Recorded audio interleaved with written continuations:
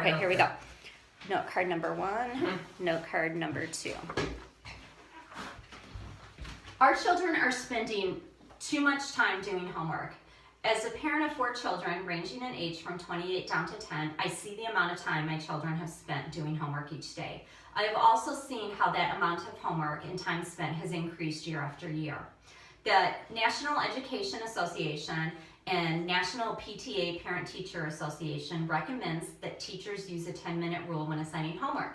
The 10-minute rule states that children receive 10 minutes for each grade they're in. So first grade would receive 10 minutes, second grade would receive 20 minutes, and so on through high school. And they also recommend that children in kindergarten do not receive any homework. How much is too much homework? What are the effects that the homework overload is having on our children? Is no homework better than some homework? And what can we do as parents to help our children cope? My name is Tracy Brown, and today I'm going to be discussing these topics with you.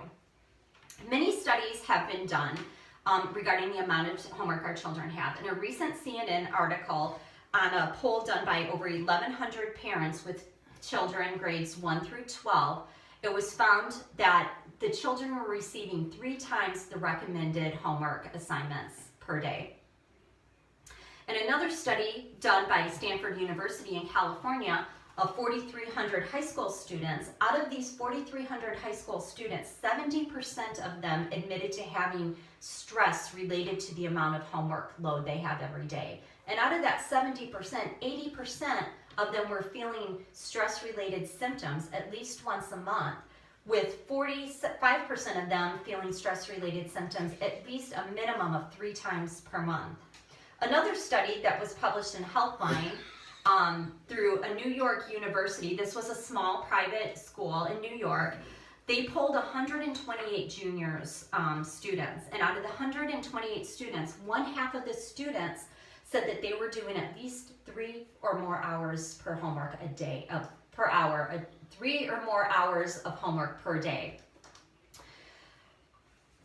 Even with all of these studies, in my own experience as a parent, I see the stress that the amount of homework has put on my children. I have a daughter that's a sophomore in high school, and she does play a sport, and there are many times when she's up past midnight doing her homework. I see that the stress that puts on her and the lack of sleep that she gets because of that.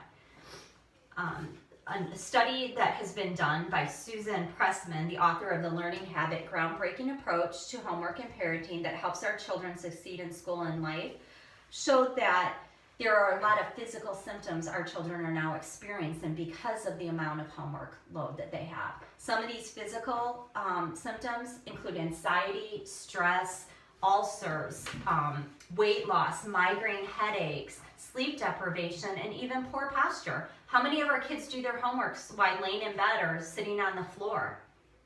There's also seen a lot more emotional symptoms the children are having. One of the symptoms would be lack of social skills. The kids aren't spending the time that they used to spend out with their friends doing fun activities. They're at home doing homework. This also can cause a family conflict. They're not spending the time that they should as a family unit. They're not doing activities with their family or even eating dinner. A lot of them skipped meals to get their homework done. Another conflict that's caused is by parents that don't have a higher education or a college degree. It's very difficult, and the stress level on them increases because they can't help their children with the homework.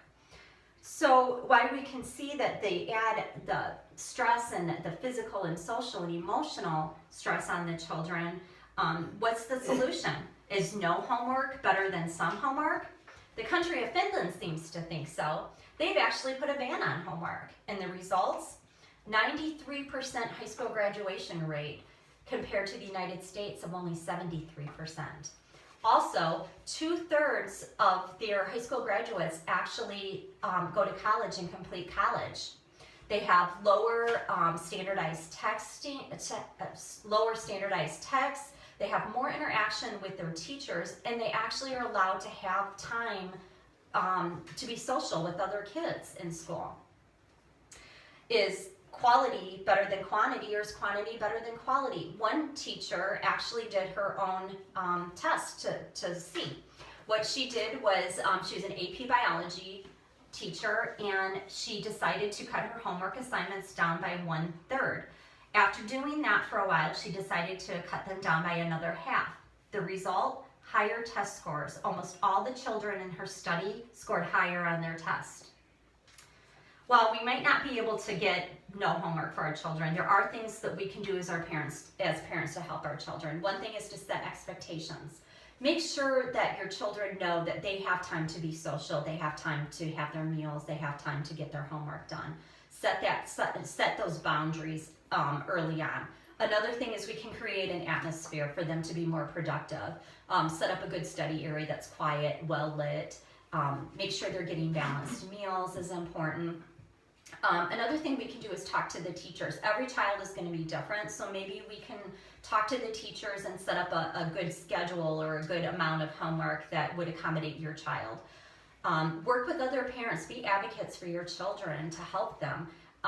Maybe set up a study hall. I see a lot of the schools now don't have study hall anymore. This is a good opportunity to for the children to have time to get their homework done or get help if they need it from the teachers. Maybe work with the school district and, as parents, try to advocate the study hall be brought back into the schools.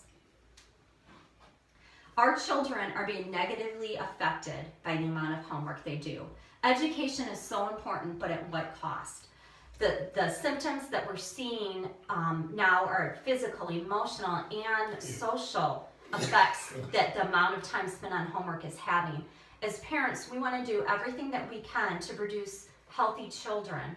And by working together and doing some of the things that we can do in our own household, but yet working with the community and other parents, we cannot work together. We can help to create and grow healthy, happy, and well-balanced children that can eventually grow into prosperous adults. Thank you for your time. You did better. You were much smoother.